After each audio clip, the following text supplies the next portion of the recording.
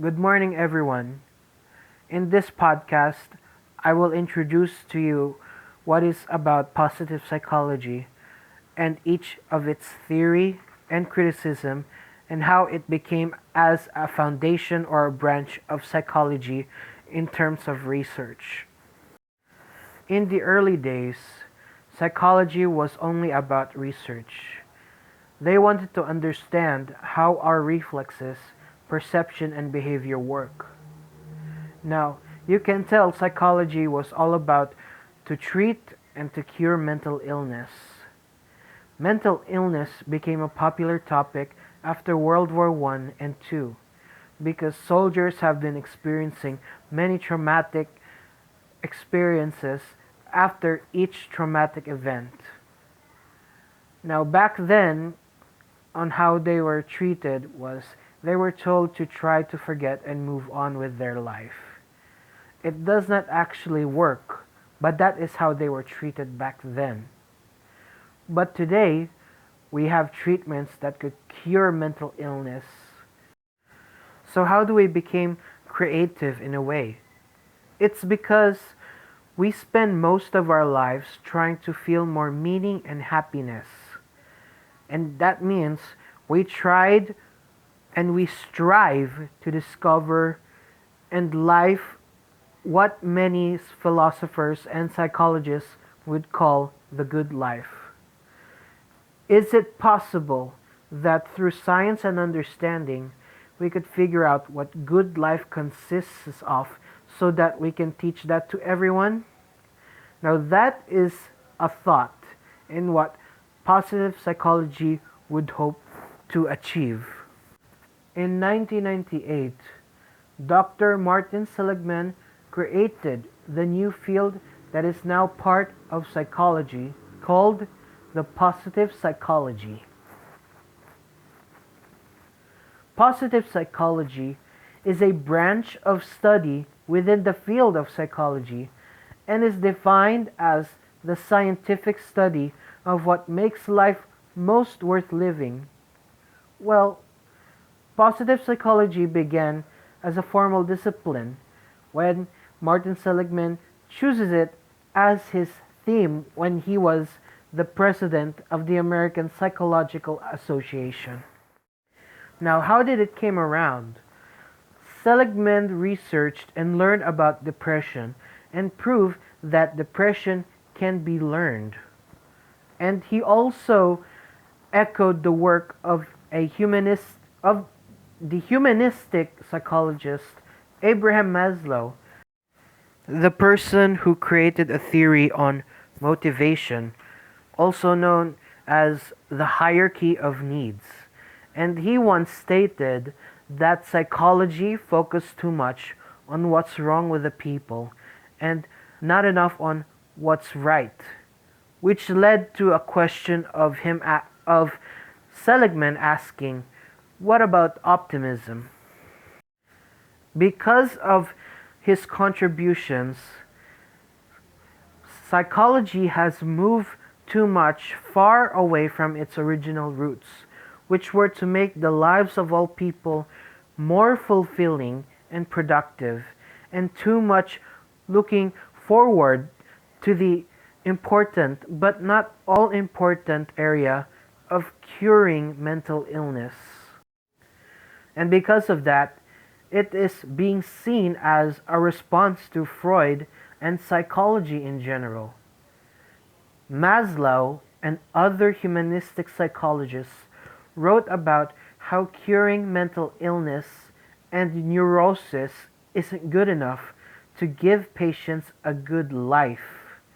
Patients may have their depression and neurosis cured but live like a statue with no positive feelings at all. In my perspective, it means that there is more that can meet the eye. It means that just because that you try to cure a person who is depressed, and if you try to take away his depression, you think that you would get a happy person. But that is technically wrong. It means that there are other factors that could make a person depressed, but not based on biological cause in our own body. It might be because of our environment and how it stimulates us to be sad, lonely, or any type of negative emotions that we can express whenever we are depressed. And that is the reason why positive psychology is used to study for, believing that we should study and discover what give humans positive emotions such as happiness, meaning, and fulfillment to have a better life. As what Dr. Taleben Shakir, an Israeli positive psychologist, once said, the permission to be human, because psychology back then wouldn't allow people to be human. They were shaped to be the person on how they should act. And now, because of positive psychology, it is it was existed and still now as a way to act the things that needs to be even out when it comes to expressing our emotions and to show how vulnerable we can be, and also how important happiness is for us, and we don't need to take it very seriously living with our own life. And even though positive psychology is just recent, it has exploded in popularity and received hundreds of thousands in grant money in such a short amount of time.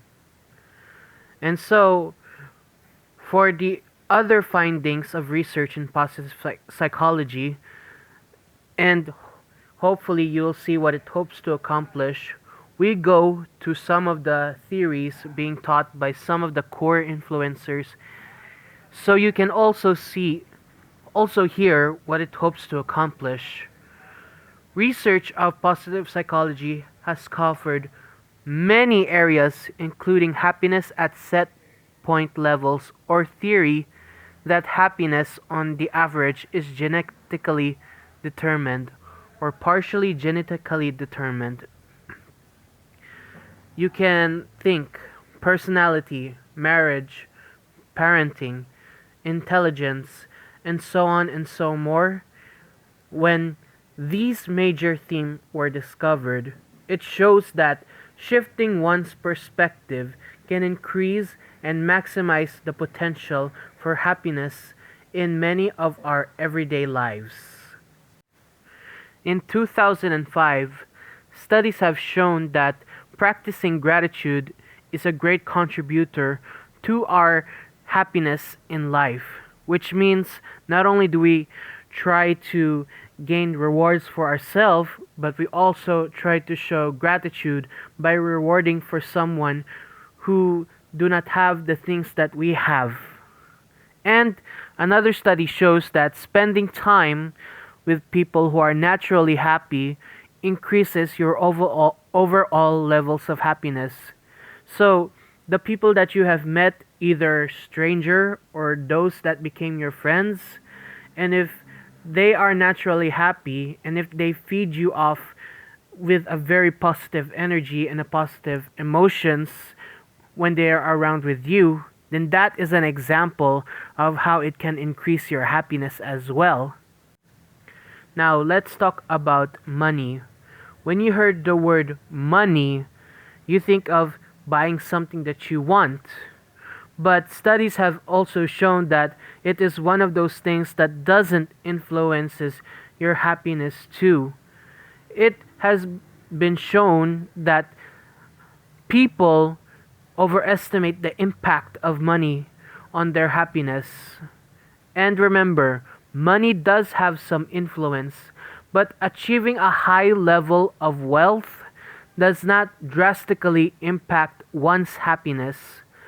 And research has indicated that happiness and well-being are not just present-oriented, but then have a past and future elements too. And in the research of Baumeister once stated that we call happiness is present oriented, rooted in the moment or as of this moment. Well, what he can refer to as meaningfulness is more focused on the past and future and how they link to the present. For example, there is a difference that had led to interesting findings between a giver and a taker. The givers experiences more meaning while takers experience more happiness in life. That simply means that when a giver simply gives, it means that they have experienced more meaningfulness in their life, while the takers, whenever they take stuff, they experience more happiness in their life. But these are just a small samples of what research in positive psychology has found. As you can see, a lot of the findings suggested that there are a lot of behavioral actions that we can take that almost in all cases will improve the quality of life. That leads to the question, is there any core theory that has evolved within positive psychology? Well, then, there's no one accepted theory at the moment on what well-being and the good life specifically is and how to come about it. But still, the theory of Seligman and the co-founder of positive psychology, Mihai Csikszentmihalyi, are heavily quoted and used. Now you remember Csikszentmihalyi with his theory on flow, as I have explained about his theory before on my other video, which is also about positive psychology if any of you are interested. Now there is a book called Authentic Happiness which Seligman wrote, and he theorized that what constitutes being happy and living the good life can be grouped into three different theories of life, which is the pleasant life, the good life, and the meaningful life. First, we have the pleasant life. It is also known as the life of enjoyment, which examines how people experience and savor positive feelings and emotions primarily in the present. And just like as it sounds, it means of how to gain pleasures in your life right now and how it amplify for you having pleasure in life as well. Next, we have the good life, also known as the life of engagement, which examines the beneficial effects of immersion, absorption, and the flow in life as a concept by Csikszentmihalyi, as when one experiences the loss of time when there is a positive match between the person's strength and their current task. Meaning, as we could define it, it is about redefining yourself and finding value in your life to have more stable flow in your life as well. And last, but certainly not the least, is the meaningful life, or also known as the life of affiliation, which examines how individuals derive a positive well-being and purpose from life. It is all about finding your strengths and use it as a service to find what is bigger than you will ever be, or what you can be in life. And because of that, Seligman furthered research about meaningful life and created a model that we now call it as the PERMA Model.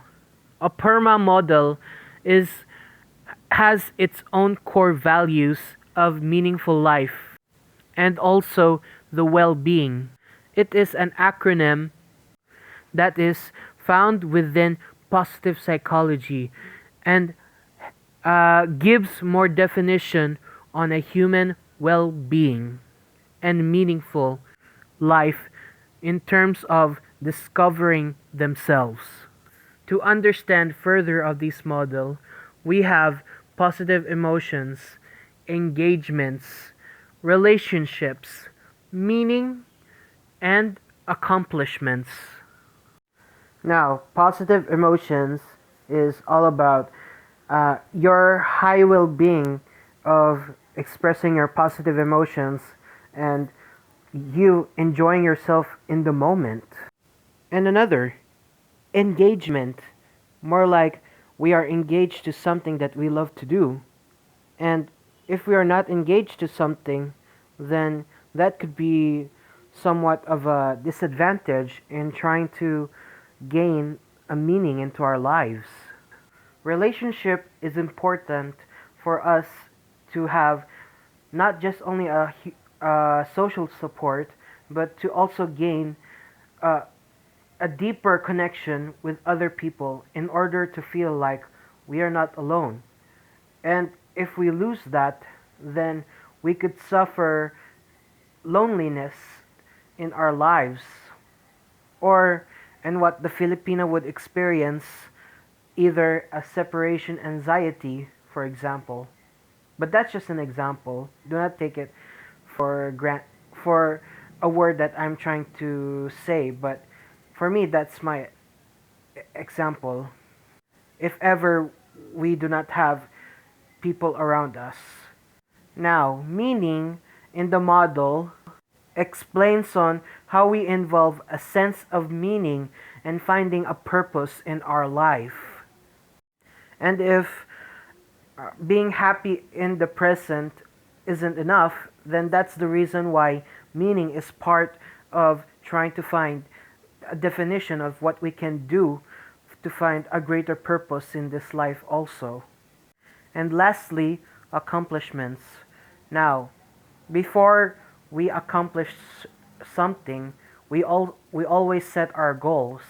And if we accomplish a goal, we feel a sense of we have already achieved something in life, which could upgrade our high sense of well-being, or we could feel that we have achieved that as well. And if we want to enhance the meaningful life, we have to investigate these 5 core values in order to see if we actually achieved a meaningful life, as one Seligman once said. And now, I want to talk about what positive psychology has been criticized for. And the very first criticism that was given to this sub-branch itself was it's not actually real science. It's because positive psychology only measures a person's subjective experience rather than measure empirically on a state of consciousness of a person. And because of that, positive psychology is trying a new ways into considering research on persons' objective experience as well. Increased commercialization, another criticism that has been criticized for positive psychology. We have already talked about positive psychology rising from popularity, which people tried to turn positive psychology into somewhat of a business in order to make a capital for some of their business. And many would try to use this sub branch as a way to give many people a false information in trying to be positive for monetary gains.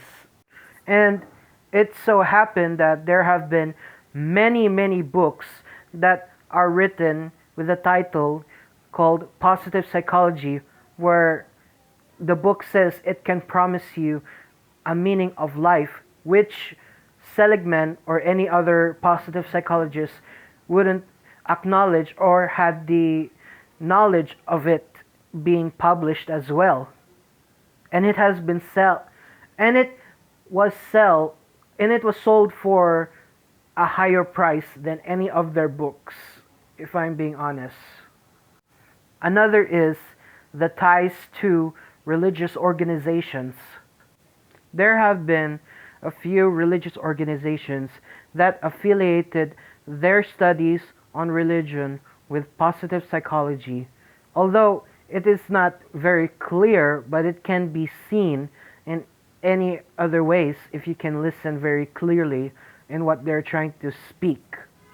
For example, if they try to give a lesson on how to be how to be a gratitude person, then they might add words from their religious or sacred text in order for them not to shown that it has they have been using positive psychology in their own ways in gaining followers to believe them. And that's why it has raised concerns from the scientific community when they've heard that religious organization has been affiliated positive psychology into their studies. But some people would say that positive psychology has already left science since it focuses more on the theory of ethics, if you can see it clearly. And because of that, many people have been influenced into try to convert themselves into being a Christians in order to understand the Christian traditions or study Christian traditions also to find what is the meaning of well-being. Some would even criticize this as promoting social conformity and adaptation. Many have accused of rehashing the humanistic discipline or ideas while failing to give a credit to someone, and also failed in recognizing or being reflective in showing the values in the work as well. But what does positive psychology mean to me? Because of me understanding or learning about positive psychology as well, I now see that it is extremely important in expressing our emotions can be taken into a consideration and knowing that it is okay to be yourself. But I need to remind everyone that this subject does not advocate people to be happy at all, but to say it is okay to be angry, disappointed, or sad at times, because studies had shown that people who had expressed their emotions have been extremely happy than their depressive counterpart. Psychology back then could not allow people to be human, but positive psychology is about evening up. Now, I want to ask you a question. Why do we need to research more about happy people, knowing it is just about fixing people? You know, people are right, but have you ever passed by many of people who are mean and very pessimistic and wonder why they are not happy? It is as simple as that. Most people would not learn how to be very selfless or even try to do nice things for someone else for a change. The research that comes out of positive psychology can even change or instantaneously improve your happiness level for the better. Seligman is very clear that positive psychology should be descriptive rather than prescriptive, meaning rather than doing research about what increases happiness and telling people what to do with their lives, positive psychology should describe these research on topics. And it turns out when people have been studying the topics of this sub branch of psychology, they figured out how these things affect people and the mechanisms by which work. And they began to educate people on what research shows or influence them as well. Because of that, people have become would gradually look forward for what tomorrow has to offer, and some have even reported to have a better sleep quality as to what scientists would say. But for me, positive psychology is still new despite when it was created, because positive psychology could have many different aims in trying to increase happiness for people and what and how it works for them to be happy in their lives. And we have barely scratched the surface. And in conclusion, positive psychology for me is all about finding what works in life and how do you find purpose in life. Now, I would like to close this presentation and say thank you all for listening. I hope all of you had a grasp in what I'm trying to say about positive psychology. Now, if there are some questions, please comment on below and I'll be happy to answer them. Thank you so much for listening. My name is Abdul Hamid El Alonto. Peace out.